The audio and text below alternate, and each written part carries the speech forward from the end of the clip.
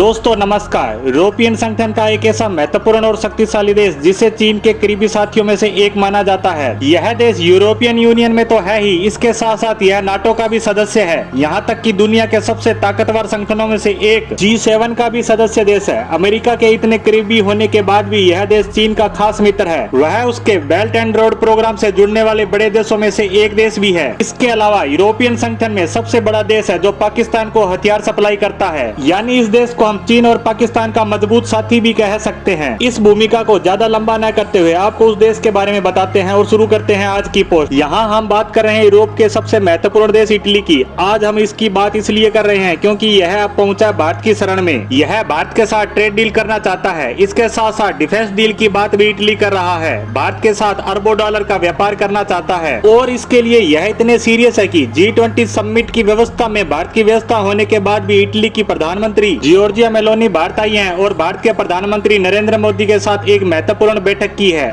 और अब ये इटली और भारत के बीच ऐसे ही स्ट्रेटेजिक पार्टनरशिप की बात कर रही हैं जैसे भारत की रूस, फ्रांस, ऑस्ट्रेलिया, अमेरिका के साथ है। यानी इटली की प्रधानमंत्री भी भारत के साथ क्लोज फ्रेंडशिप चाहती है। अब आप विचार करेंगे कि इटली ने इतने साल तक भारत से दूरी बनाए रखी और चीन व पाक के साथ इतनी बेहद नजदीकियां रही, यहाँ तक कि पाक को भारत के खिलाफ इस्तेमाल करने के लिए हथियार तक दिए। लेकिन अब ऐसा क्या हुआ जो भारत के पास आए हैं? तो मैं आपको बता दूं, इनके दोनों दोस्तों में से एक की आर्थिक स्थिति किसी से छिपी नहीं है। वह अब इस हालत में नहीं है कि इटली के महंगे हथियार खरीद सके। इसके ताजा उदाहरण की बात करें तो कुछ समय पहले ही इटली ने पाक को अपनी S-800 पनडुब्बी देने की पेशकश करी थी कि आप यह सबमरीन हमसे खरीद सकते हैं, परंतु पाक सरकार के पास पैसे नहीं है जो वह यह डील कर सके। लेकिन कुछ रिपोर्ट में दावा किया गया है कि पाक सरकार और सेना यह डील करना चाहती है और इसके लिए वे पैसे का जुगाड़ करने में लगे हैं ताकि एक या दो पनडुब्बी को खरीदने का काम हो सके। परंतु इन सब के बीच इटली को भी अंदाजा हो गया है कि उसका पाक को हथियार बेचने का धंधा अब ज्यादा लंबा नहीं चलेगा। वहीं बात करें चीन की तो अमेरिका ने इटली को साफ शब्दों में कह दिया है कि तुम चीन को चुन लो या फिर उसका साथ छोड़कर हमारा साथ दें, और अगर आप हमें छोड़ते हो तो हम इसकी सजा के रूप में आपको नाटो से बाहर कर देंगे। इसके साथ यूरोपियन यूनियन के सारे बेनिफिट से भी बाहर कर देंगे,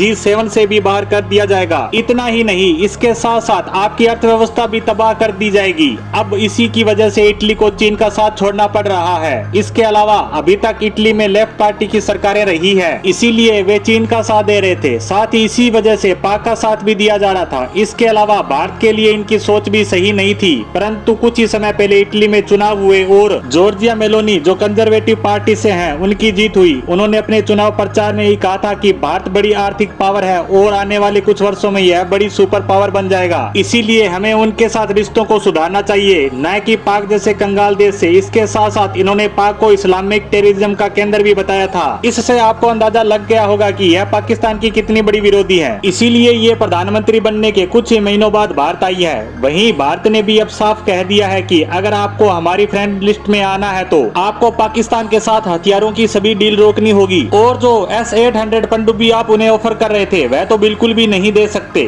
उसके बाद हम विचार करेंगे कि हमें आपसे कैसे संबंध रखने हैं। अब देखने वाली बात यह है कि दोनों तरफ से फंसा इटली इस पर क्या निर्णय लेता है। परंतु इन सब के बीच एक बात तो क्लियर है कि भारत की धाक विश्व में मजबूत हो रही है। इसी के साथ हमारी आज की पोस्ट को यहीं विराम देते हैं। धन्यवाद।